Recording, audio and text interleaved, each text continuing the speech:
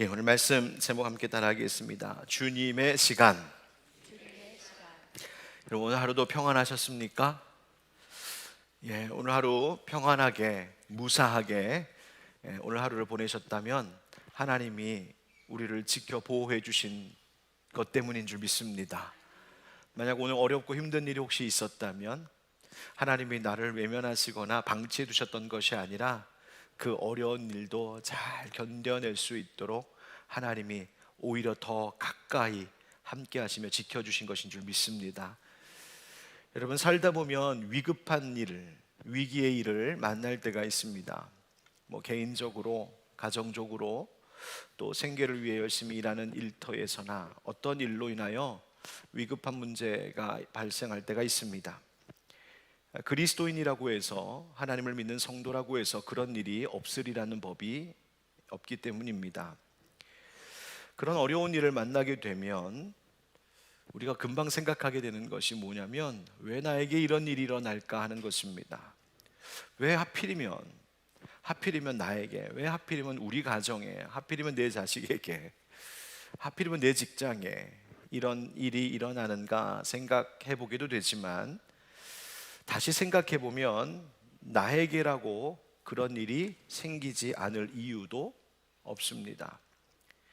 그렇다면 인생에 위급한 일이 생겼을 때에, 어려운 일이 생겼을 때 왜 나에게 이런 일이 일어날까? 왜 내 인생은 이 모양인가? 세상을 원망하고 탓하는 것보다 더 중요한 것은 그 위급한 일을 마주하며 대하는 나의 태도를 어떻게 할 것인가? 우리는 그것을 분명히 생각하고 결정해야 합니다. 최근 크게 뉴스가 되었던 좀 안타까운 일이 있잖아요. 60대의 할머니가 12살 손자 태우고서 운전하던 중에 차가 아마도 급발진이 아닌가 의심되는 일로 인해서 차가 도로 한복판을 질주하다가 전복되어서 큰 사고가 났는데, 할머니는 살고 손자가 그 자리에서 세상을 떠난, 참 가슴 아픈, 가슴 아프다는 말로도 표현이 안 되는 그런 일이 나서, 이게 무슨 원인이 뭐냐, 원인 규명한다고 지금 재현도 하고 조사 중이지 않습니까? 조사가 빨리 잘 되어서 원인 규명이 일어나는 것도 중요한데, 그 할머니와 그 가족은 얼마나 기가 막힌 고통의 시간을 보내고 있을까 생각해 보면 사실 뭐라 할 말이 없는 사건입니다. 여러분, 갑작스럽게 사랑하는 가족을 잃는 것보다 더 슬프고 더 고통스러운 일이 또 있을까 싶은데요. 언젠가도 한번 소개했던 것 같습니다. 제럴드 시처라고 하는 목사님이자 대학 교수이신 분이 하나님 앞에서 울다라고 하는 제목의 책을 썼는데요. 이분이 그와 같은 큰 고통을 겪었던 분입니다. 가족이 함께 여행하는 중에 갑자기 잘 가고 있는데 중앙선 반대편에서 트럭 한 대가 중앙선을 넘어 정면으로 이 차를 들이받았습니다. 대형 사고가 났죠. 그 자리에서 사랑하는 아내를 잃고, 사랑하는 어머니를 잃고, 4살 된 딸을 잃었습니다. 이 되돌릴 수 없는 비극을 겪고, 또 그것으로 인한 깊은 상실감 속에서 이분이 이것을 어떻게 이해하고 어떻게 받아들여야 되는지, 그 고통에 몸부림치고 하나님 앞에서 정말 엎드려 피눈물을 흘려 울면서 쓴 책이 바로 이 책입니다. 이 사고를 겪었다는 소식이 전해지자 많은 사람들이 물어왔답니다. 왜 당신에게 이런 일이 일어납니까? 당신의 가정 너무나 괜찮은, 아무 문제 없는 참 이상적인 가정이었는데 왜 당신에게 하필이면 이런 일이 일어난 겁니까?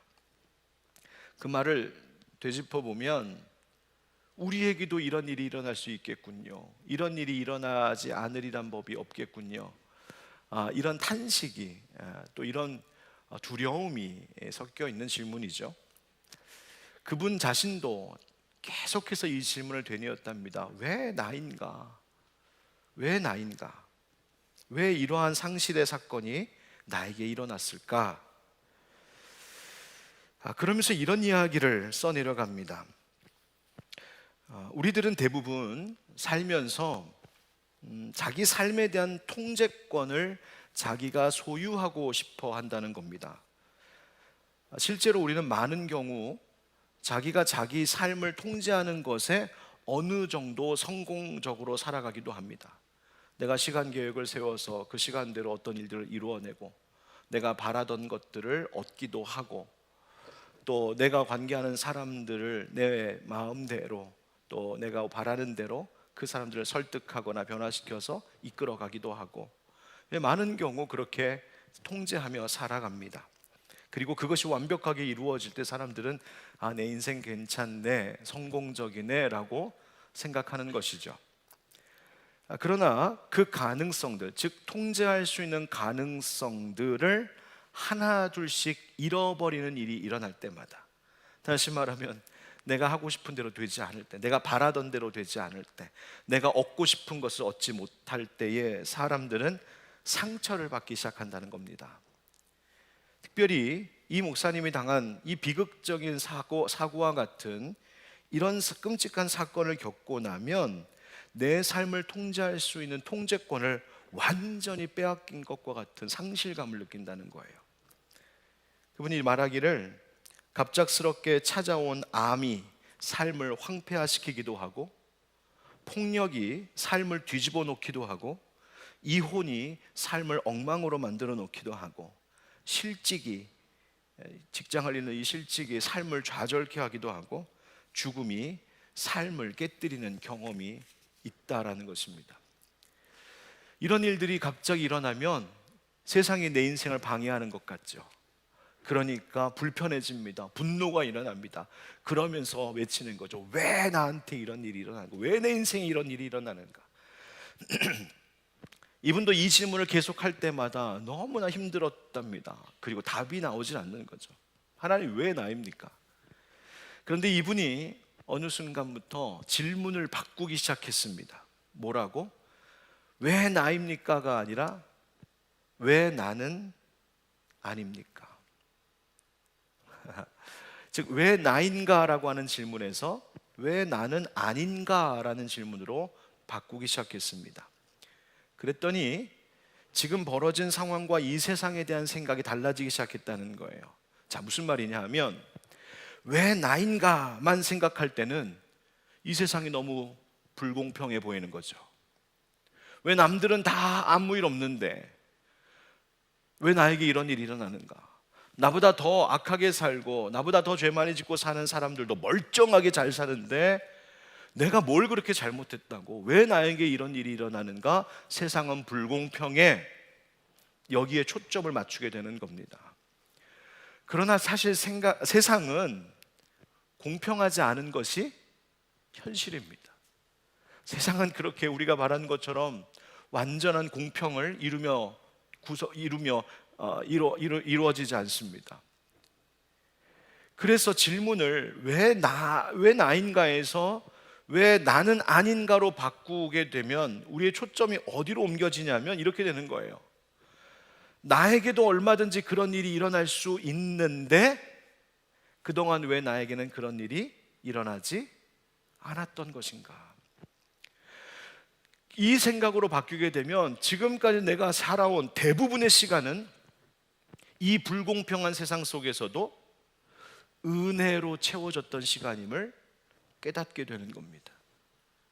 나에게 어떤 어려운 일이 일어나지 않은 그 시간들, 또 지금 다시 찾아온 평안함과 안식, 이 모든 것들이 은혜로 보이기 시작하는 거죠.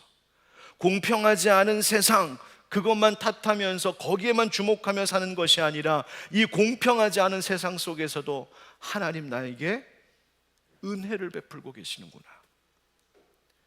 이 고통 가득한 세상 속에서도 하나님이 나에게 평온함을 주시는구나. 은혜의 초점을 맞추기 시작하니까 그 마음에 평안함과 만족함이 다시 자리 잡기 시작했다는 고백이 있었습니다. 결국 이분은 다시 하나님의 은혜에 초점을 맞추는 삶을 살기 시작하면서 회복을 경험하기 시작합니다. 내 삶을 통제할 수 없었던, 나의 시간을 내가 통제할 수 없었던 그 모든 것들에 대하여서 하나님, 이 모든 일들은 하나님이 하시는 일이고 하나님이 내게 하시는 모든 일들은 하나님의 은혜입니다. 이 고백이 나왔다는 이야기죠. C.S. 루이스라고 하는 유명한 분이, 또 그분의 아주 유명한 책 가운데 하나가 고통의 문제라고 하는 제목의 책인데요, 한 번씩은 꼭 읽어보셔야 될 책입니다. 이 고통의 문제에서 그분이 이런 이야기를 합니다. 피조물이, 즉 우리 자신이 하나님을 하나님으로 인식하기 시작하고 자기 자신을 자아로 인식하는 순간, 즉 하나님이십니다, 나입니다, 이것을 딱 둘로 나뉘어 이제 생각하는 순간 우리에게는 선택의 길이 눈앞에 딱 열린다는 거예요. 어떤 선택? 바로 그 하나님을 나의 중심으로 택하며 살 것인가, 아니면 나 자신을 나의 중심으로 택하며 살 것인가. 이것을 뒤집어 이야기하면, 앞서 이야기한 거 연결하여서 내 마음대로 안 되는 세상 때문에 불평하며 힘겨워하며 살 것인가, 아니면 하나님께서 은혜 베푸시고 하나님 뜻대로 이루시는 세상에 감사하며 살 것인가. 똑같은 현실, 똑같은 환경, 똑같은 상황인데 내 중심으로 세상을 바라볼 때는 이 세상은 너무나 불공평하고 왜 나에게 이런 일이 일어나는가 탄식하고 원망하게 되는 인생이라고 한다면, 즉 내 중심으로 바라볼 땐, 똑같은 상황 속에서도 내 중심이 아닌 하나님 중심으로 이 세상을 바라보게 될 때 이 세상은 나에게 하나님께서 은혜를 베풀어 주시는 현장이 되는 것이죠. 여러분, 나 중심으로 세상을 바라볼 것인가, 하나님 중심으로 세상을 보며 살 것인가, 우린 그것을 결정하며 살아야 된다는 겁니다. 하나님은 우리에게 이것을 선택할 자유의지를 주셨어요. 너 하나님 중심으로 살 것인가, 나 중심으로 살 것인가 결정하라. 하나님 의지를 주셔 선택하라고. 그러나 하나님께서 어떻게 선택하는지 바라만 보고 계신 것은 아닙니다. 하나님은 이 세상이 나 중심으로 돌아가는 세상이 아니라 하나님 중심으로 돌아간다는 것을 깨닫도록 하나님은 지금도 외치고 계신다는 거예요. 무엇을 통하여서? 바로 이 세상에서 우리가 겪는 고통이라고 하는 것을 통하여 하나님 외치고 계신다는 거예요. 너 누구 중심으로 살래? 그래서 C.S. 루이스는 고통은 하나님의 메가폰이다, 이런 말을 합니다. 메가폰 아시죠? 이장님이 이렇게 붙잡고 마을 사람들 외치면서 동네 이장입니다 할 때 큰 확성기 있잖아요. 확성기. 우리의 인생 가운데 고통이 탁 찾아왔을 때, 위급한 일이 닥쳤을 때, 내가 감당할 수 없는 일이 내 앞에 놓였을 때, 그것은 세상이 불공평하고 내가 억울하게 당한 일이 아니라 하나님께서 그 일을 통하여 나에게 큰 소리로 외치고 계시는 게 있다는 겁니다. 누구 중심으로 너 살고 있냐? 너 누구 중심으로 앞으로 살아갈 거냐? 오늘 말씀 요한복음 11장에도 보면 큰 고통의 시간을 지금 겪고 있는 한 가정이 등장합니다. 바로 나사로의 가정이죠. 요한복음에 나오는 7가지 기적 중, 우리가 금요일마다 요한복음에 나오면 7가지 기적을 쭉 하나씩 지금 함께 묵상해 오고 있는데, 오늘 마지막 7번째입니다. 죽었던 나사로를 다시 살리시는 기적입니다. 이 나사로는 그의 누이 마리아 그리고 마르다와 함께 베다니에 살고 있던 사람인데요, 예수님께서 늘 좋아하셨던, 예수님이 쉬어가기도 하셨던 친구 같은 사람들. 그런데 이 나사로가 병이 들었습니다. 평안했던 가정에 뜻하지 않은 위급한 일이 지금 생긴 것이죠. 한 개인에게, 한 가정에게 큰 병이라고 하는 이 어려움이 찾아왔다. 여러분, 이 장면은 우리 인생에 찾아올 수 있는 여러 다양한 종류의 고통, 다양한 종류의 위급한 상황들을 상징적으로 지금 말해주고 있는 거예요. 이 어려움이 딱 다가오니까 당연히 불안감 밀려오죠. 두려움이 밀려오죠. 사람의 힘으로 할 수 있는 것이 없는 상황입니다. 여러분, 어떻게 해야 될까? 나사로의 가정은 이때 어떻게 했을까? 오늘 3절 말씀을 한번 같이 읽어보겠습니다. 3절 시작. 이에 그 누이들이 예수께 사람을 보내어 이르되 주여 보시옵소서, 사랑하시는 자가 병들었나이다 하니. 아멘. 마리아와 마르다가 이 오빠 나사로의 병든 소식을 사람을 보내어 예수님께 알렸습니다. 그냥 소식 전한 것이 아니라, 주님, 당신의 사랑하시는 자가 병들었나이다. 죽어갑니다. 어려움이 생겼습니다. 위급합니다. 그 말이 뭐예요? 빨리 오셔서 고쳐주십시오. 주님, 이 문제 해결해 주십시오. 다시 말하면 그들이 예수님을 찾고 예수님께 구했다. 즉 우리가 기도해야 되는 삶을 이야기해 주고 있어요. 여러분, 우리에게 어려움이 닥쳤을 때 문제를 가지고 나가야 될 대상이 예수님이시라는 겁니다. 이것이 첫 번째 이 이야기가 우리에게 주는 교훈이에요. 위급할 때 기도하라는 겁니다. 내가 할 수 없을 만큼 위급하고 심각한 어려움이 찾아온다는 것은 그것이 우리로 하여금 기도하라고 하시는 하나님의 메시지임을 얼른 깨달아야 된다는 겁니다. 이것이 나사로 이야기의 시작이에요. 그리고 이 일을 통하여서 예수님 이 가정에 부활이라고 하는 놀라운 사건을 경험하게 하시는, 즉 이 고통이, 그리고 이 고통의 문제에서 예수님께 나아가 기도하고 구했던 이 일이 이 가정에 앞으로 일어날 모든 일의 시작이 되었어요. 즉 그 위급한 사건을 통하여서 그들을 예수님을 찾게 했고, 예수님을 찾을 때에 그 가정 안에 새로운 일이 시작되더라.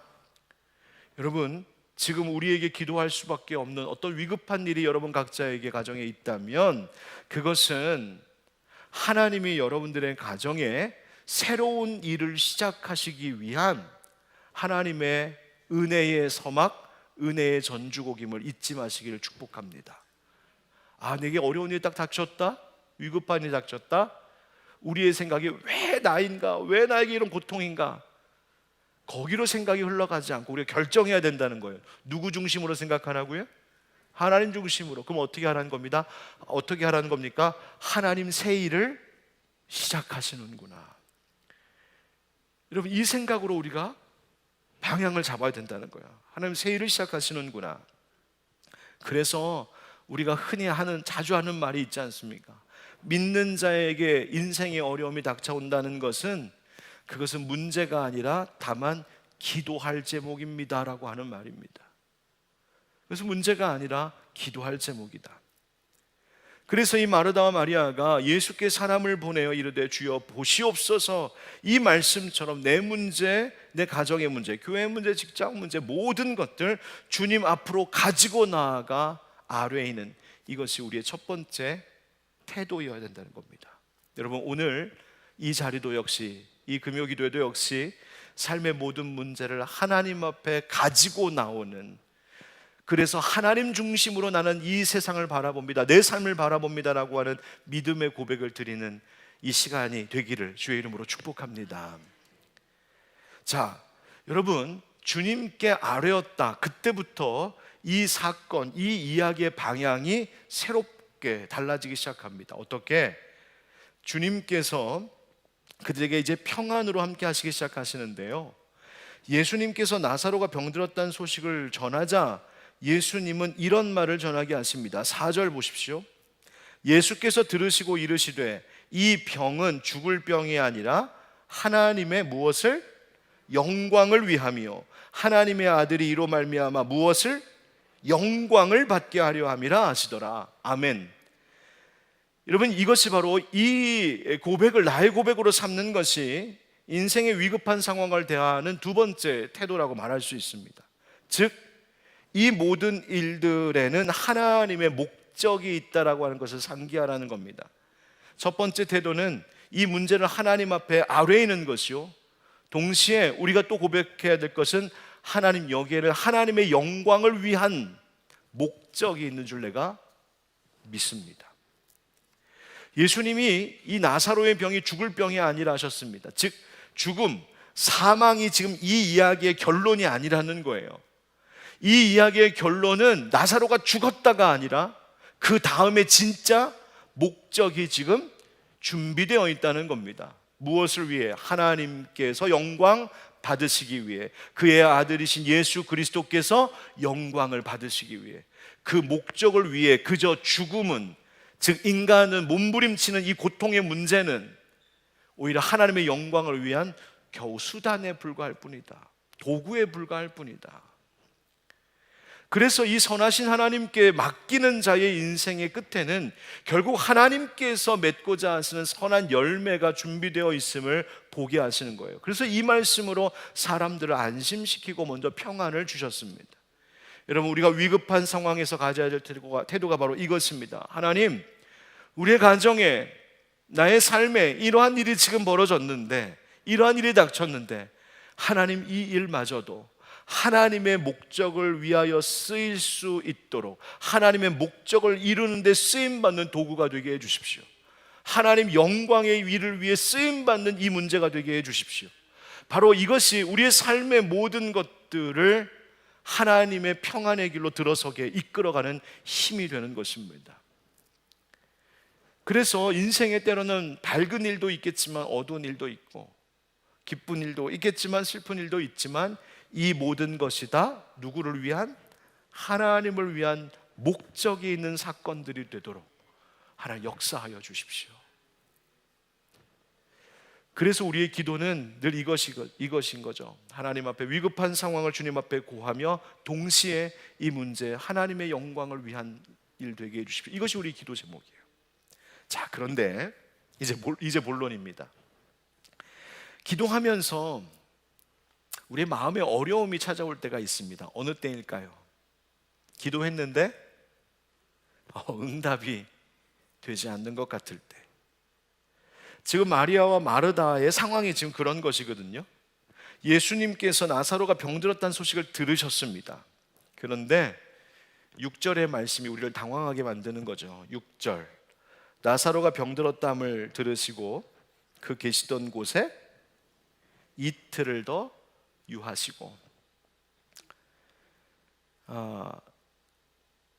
이렇게 해야지 우리의 마음이 편합니다. 나사로가 병들었다함을 들으시고 예수님이 깜짝 놀라 서둘러 하던 일을 모두 멈추시고 짐을 싸고 제일 빠른 차를 타고 그 집으로 쏜살같이 달려가셨더라. 이렇게 우리 마음이 편해집니다. 맞잖아요. 그런데 이틀을 더 유하셨답니다. 그리고 심지어 그 이틀을 유하는 사이에 나사로는 죽었습니다. 여러분, 이 이틀 동안, 그리고 오빠가 딱 운명하였을 때, 여러분, 마리아와 마르다의 마음이 어땠을까요? 여러분, 이 두 자매가 얼마나 예수님 오기를 기다렸겠습니까? 소식이 잘 지금 같으면 아마 핸드폰을 몇십 번, 몇백 번 했겠죠. 카카오톡을 수없이 보냈을 겁니다. 근데 그 당시 뭐 그럴 수 있는 거 없으니까 꼬박 사람 보내놓고 꼬박 이틀 이상을 묵묵히 기다리는 수밖에 없었어요. 여러분, 우리도 그럴 때가 있습니다. 기도할 때 물론 우리가 기도해놓고 잊어버리는 것도 참 많지만, 기도하고서 간절히 하나님의 응답을 기다리는 일들도 있잖아요. 그런데 답이 없을 때 참 마음이 힘들어집니다. 제가 우리 성도님들 이렇게 하나님 앞에 봉헌하실 때 보면 귀한 이 예물에다가 기도의 제목들을 적으시거든요. 그런데 기도의 제목이, 똑같은 기도의 제목이 몇 년째 올라오는 분들도 있습니다. 하나님이 언제 응답하실까? 여러분, 기도 제목이 계속 그 동일한 기도 제목이 뭐 일천번제라든지 감사의 예물이라든지 이런 것을 통하여서, 특별히 일천번제 하시는 분들은 그 마음에 간절한 소원이 있는 것이거든요. 그래서 그것을 계속 하나님 앞에 아뢰입니다. 근데 그게 응답이 소원한 것 같으면 목사도 갑자기 마음이 무거워집니다. 내가 영빨이 딸리나? 왜 기도가 응답이 안 될까? 인간적인 그런 생각도 들 때가 있습니다. 그런데 여러분, 이 기도의 응답이 없을 때, 다시 말하면 하나님이 침묵하고 계신 것 같을 때에, 그것을 통하여 하나님이 우리에게 도전하시는 것이 있습니다. 여기에 잘 주목하셔야 돼요. 그 첫 번째는 앞서도 이야기했던 바로 그것, 나의 자아중심적인 생각에 대하여 하나님이 도전하고 계신 거예요. 여러분, 하나님께서 우리를 변화시키실 때, 나를 변화시키실 때 가장 먼저 다루는 부분이 어딘지 아십니까? 바로 나 중심적인 생각입니다. 나 중심적인 태도입니다. 마치 온 세상에, 온 우주가 나 중심으로 돌아가는 것 같이 착각하며 살고 있는 나의 오만함에 대하여 하나님이 도전하시는 겁니다. 가정의 일도, 교회의 일도, 직장의 일도, 내가 기도하고 있는 어떤 문제도 내가 바라는 대로, 내가 생각했던 대로, 내 경험대로, 내 의견대로, 내가 계획했던 대로 되어야만 내 직성이 풀리는 이 자아. 내가 이렇게 말했으면 알아들어야지. 내가 이렇게 요구했으면 그렇게 해줘야지. 내가 이렇게 수고했으면 그 많은 결과가 있어야지. 내가 원하는 대로 되지 않았을 때에 분노하고 있는 내 자아. 바로 이것에 대해서 하나님이 도전하시는 거예요. 너 누구 중심으로 살고 있느냐? 그 기다림 속에, 하나님께서 기다리게 하신 그 하나님의 침묵과 같은 시간 속에서 사실은 하나님이 입국 다물고 계신 것이 아니라 그걸 묻고 계신 것이죠. 우리로 하여금 이 모든 시간의 주인이 하나님이시라고 하는 것을 분명히 깨닫게 하시는 것입니다. 하나님은 우리의 계획, 우리의 요구에 맞춰 오시는 분이 아니라 하나님은 우리가 맞추어 가야 할 우리의 하나님이십니다. 내가 하나님과 동행한다는 것은 내가 가는 길에 하나님 따라오세요가 아니라 사실은 하나님 가시는 길에 내가 그 길을 따라가겠습니다. 여러분, 우리가 기도의 응답이 빨리 오기를 바라는 것도 사실은 나의 시간 계획 그거에 맞추어지기를 원하는 내 생각인 것이죠. 여러분, 하나님은 어쩌면 침묵과 같은 이 시간을 통하여서 너의 인생의 주인, 너의 시간의 주인이 누구인지를 기억하라 말씀하고 계신 겁니다. 내 바람과 기대와 계획에 주님이 맞춰주시는 것이 아니라 오히려 기도를 통하여서 하나님, 내가 하나님께 맞춰져 가는 삶, 하나님의 그 발걸음의 속도에, 하나님의 스텝에 날 맞춰가는 삶, 자아를 벗어버리고 나보다 지혜로우신 주님, 나보다 완전하신 주님에게 발맞추어가는 삶을 훈련시키고 계신 시간일지 모른단 말입니다. 그 첫 번째 도전이에요. 두 번째, 하나님께서 때로는 침묵하시는 것 같은 시간을 통해서 나에게 영적으로 도전하시는 것이었는데, 그것은 뭐냐면 내 안에 자리 잡고 있는 불신에 대하여 하나님이 도전하시는 겁니다.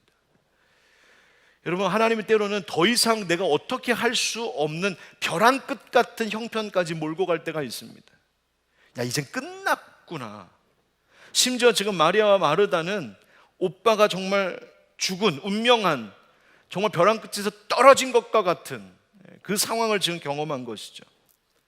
구하였던 답 오지 않을 때 그 벼랑 끝에서 떨어진 것 같은 그 순간일 때에 하나님 묻고 계신 거예요. 너 그럼에도 불구하고 나를 믿느냐? 우리가 하나님 믿습니다라고 할 때 보면 좀 여지를 남겨두고 할 때가 종종 있습니다. 아직 나한테 방법이 있을 때. 그래서 하나님 믿습니다 고백하다가 하나님 영 응답 안 하실 것 같으면 그냥 내가 알아서 해야겠다. 하나님 믿습니다, 하나님 의지합니다 라고 붙들고 나아갔다가 하나님 영 반응 없으시면 그럼 그렇지. 근데 하나님 바로 그 마지막 순간까지 지금 다시 한번 내게 묻고 있는 거예요. 너 그 자리에서도 정말 아무런 소망도 가능성도 이제는 더 이상 없다 하는 그 자리에서도 너는 여전히 모든 것을 다 내려놓고 나만 바라볼 믿음의 준비가 되어 있느냐? 혹 네가 구하는 대로 내가 행하지 않더라도 그것이 내가 너에게 베푸는 선한 복임을 너는 믿고 인정하겠느냐? 철저히 하나님 중심으로 살도록 우리에게 자리 잡았던 그 요만한 불신까지도 하나님 도전하고 계신 것이죠. 그것이 하나님 침묵 속에서 우리를 훈련시키는 거예요. 또 하나, 하나님이 침묵하시는 것 같은 순간에 내게 도전하시는 것 하나는 뭐냐면 내 안에 있는 조급함입니다. 기다리지 못하는 것. 여러분, 우리가 늘 싸워 이겨야 할 내 안에 있는 어떤 그 문제점, 내 안에 있는 어떤 그 속성 가운데 하나가 바로 이 조급함의 문제입니다. 하나님은 분명 하나님의 시간표대로, 하나님의 계획하신 바대로 성실하게 그 일을 해 나가시는데 우리는 맡기지 못하고 기다리지 못하는 거죠. 여러분, 예수님께서 가르쳐 주신 기도를 우리는 늘 기억해야 됩니다. 예수님 뭐라고 가르쳐 주셨냐면 아버지의 뜻이 하늘에서와 같이 땅에서도 이루어지게 하옵소서. 아버지의 뜻이 하늘에서 이루어진 것과 같이, 즉 거기에는 내 삶에도 하나님 뜻이 하늘에서 이루어진 것과 같이 주님의 시간대로 되어가는 일들을 보게 하여 주십시오. 거기에는 주님의 방법대로 되는 것을 내가 믿고 의지하는 믿음을 내게 주십시오. 하나님, 내가 바라던 그림대로 그려지지 않아도 하나님, 내가 그린 그림보다 훨씬 아름답고 완전한 그림을 완성하신 하나님이심을 나는 믿습니다. 벼랑 끝에 설지라도, 아니 심지어 내가 지금 벼랑 끝에서 떨어지고 있는 상황일지라도 난 끝까지 하나님만 믿습니다. 그리 아니하실지라도. 바로 그 고백이 여기에 있는 겁니다. 자, 그렇다면 이제 우리에게 이 도전 속에서 유일하게 붙들게 되는 것 하나는 뭐냐면, 그러면 이러한 기다림의 시간을 통하여서 마리아와 마르다에게는 이틀이라는 시간이었고요, 그 다음에 사흘째인 것이죠. 우리에게는 때로는 기도하다가 응답되지 않은 그 기다림의 시간을 통하여서 좋습니다, 하나님이 이루실 목적이 있다고요. 그 목적이 무엇입니까? 우리 15절 말씀 한번 같이 읽어보겠습니다. 15절 시작. 내가 거기 있지 아니한 것을 너희를 위하여 기뻐하노니 이는 너희로 믿게 하려 함이라. 아멘. 예수님이요, 내가 거기 일찍 안 간 게 다행이다, 그렇게 말씀하시는 거예요. 왜? 무엇을 위하여서? 이는 너희로 믿게 하려 합니다. 즉 믿음을 위한 예수님의 기다림이셨어요. 아까 말씀드렸던 그 제럴드 시처 목사님, 사랑하는 가족을 한꺼번에 셋을 잃는 이 끔찍한 고통 속에서 이 목사님 계속 물었답니다. 왜 나에게 이런 고통을 주십니까? 근데 역시 하나님은 침묵하셨고, 그러다 보니까 하나님 너무 냉정하시네, 하나님 어쩜 이렇게 냉소적이시지? 하나님 나에게 무관심한 것 같아, 하나님 날 외면하시는 것 같아. 심지어 나중에는 하나님 정말 계신가? 즉 무신론자 같은 생각이 스물스물 올라오기 시작하는 것을 경험합니다. 그럴 만하지 않겠어요? 그런데 그때에 하나님 진짜 계셔? 하나님 정말 날 사랑하시는 거 맞아? 온갖 의심과 불신이 막 일어날 때 이분 안에 빛과 같은 새로운 생각이 하나가 딱 떠오르기 시작하는데, 이런 마음을 하나님 갖게 하셨다는 거예요. 내가 사랑하는 가족 셋을 잃었는데 하나님마저 잃고 싶지는 않습니다. 내가 사랑하는 가족 셋을 잃었는데 나의 불신 때문에, 나의 의심 때문에 내가 하나님마저 잃고 싶지는 않습니다. 오히려 가족 셋을 잃은 이 일 때문에 이 목사님은 하나님을 더 믿고 싶은 열망이 차오르기 시작했다는 겁니다. 내가 가족 셋을 잃었으니 내가 하나님만은 놓치지 않고 살고 싶어. 하나님은 잃어버리지 않을 겁니다. 내가 하나님 믿어야겠습니다. 하나님을 믿는 것만이 내가 살 수 있는 길입니다. 얼마 전에 아마도 1:1 제자 양육자들 나눔의 시간, 지난 주일날 그 나눔 때였던 것 같은데요, 어느 한 권사님이 그 1:1 양육하면서 동반자와 늘 했던 이야기 하나를 간증하시듯 하셨는데, 이런 이야기 자주 하셨대요. 어떻게 하나님을 믿지 않는 사람들은 어떻게 하나님을 안 믿고 살 수 있지? 여러분, 그 말에 담겨있는 의미가 뭔지 좀 느껴지십니까? 하나님 안 믿고 이 세상 어떻게 살아? 하나님을 믿지 않고 어떻게 소망을 갖고 살지? 그만큼 삶의 어려움이 많은 거죠. 그 삶의 고통이 많은 거죠. 절망스러운 일들이 많은 거죠.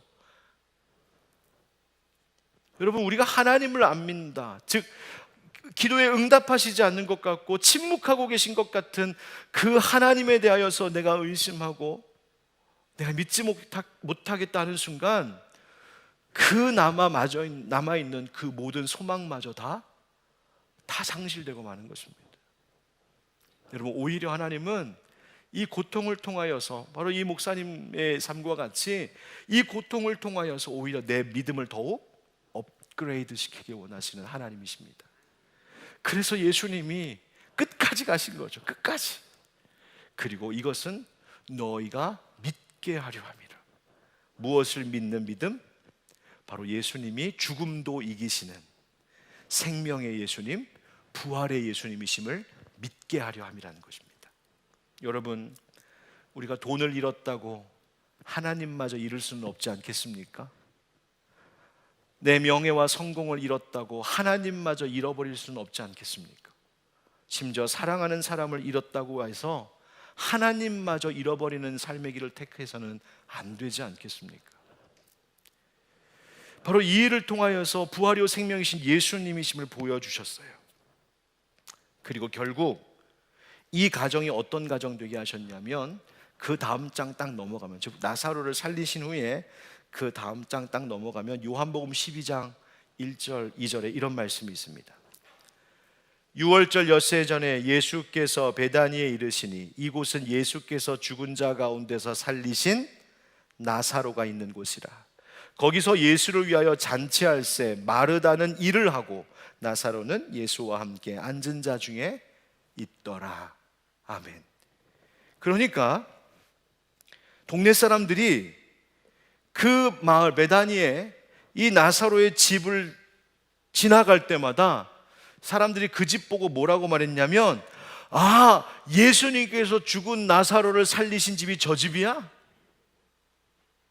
예수님께서 부활이요 생명이심을 직접 보여주신 그 현장이 저기야? 사람들에게는 그렇게 소개되는 집이 되었다는 겁니다. 잔치했다는 거예요.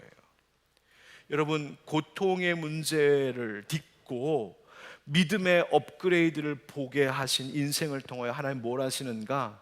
그 삶을 통하여 하나님을 전하게 하시고 예수님의 증인 되게 하시는 줄 믿습니다. 즉 사명대로 살게 하시는 겁니다. 이제 마지막 한 가지 숙제가 하나 남았습니다. 질문이. 그러면 좋습니다. 내가 기다려야 되겠습니다. 하나님의 선한 목적이 있으니 기다려야겠죠. 그런데 기다리기가 너무 힘듭니다. 그것이 우리의 솔직한 마음이잖아요. 알겠는데 내가 뭘 붙잡고 기다려야겠습니까? 우리 다시 거꾸로 올라갑시다. 11장 5절 11장 5절 같이 읽겠습니다. 시작. 예수께서 본래 마르다와 그 동생과 나사로를 뭐 하시더니? 사랑하시더니. 바로 이 모든 이야기의 전제는 이것이었습니다. 예수님이 나사로를 사랑하셨다. 예수님이 마리아와 마르다를 사랑하셨다. 예수님이 우리를 사랑하신다. 바로 이것이 우리가 긴 기다림을 견뎌낼 수 있는 유일한 소망입니다. 주님이 나를 사랑하신다. 여러분, 나사로라고 하는 이름의 뜻이 뭔지 아십니까? 하나님께서 도우신다는 뜻입니다. 즉 그걸 믿는 겁니다. 하나님이 나를 사랑하셔. 하나님이 나를 도우셔. 고통과 위급한 일이 딱 닥쳤을 때 아무것도 할 수 없는 그 순간에, 심지어 세상 사람들과 내 주변의 사람들이 야, 네가 믿는 하나님 도대체 뭐하고 계신 거야? 온갖 비난과 조롱을 외칠 때, 심지어 내 마음 속에서도 하나님 진짜 계신 것 맞아? 의심이 밀려올 만큼 그 기다림이 지치고 힘들 때, 그때 다시 우리가 붙잡고 기억해야 될 것이 뭐라고요? 하나님이 나를 사랑하신다. 하나님이 나를 사랑하신다. 하나님이 나를 도우신다. 여러분, 이 믿음 놓치지 마시고 이 믿음 붙들고 기도하실 때에 하나님의 시간에, 하나님의 때에 반드시 그분의 선한 일을 하나님 영광 위하여 이루어 주실 줄 믿습니다. 아멘.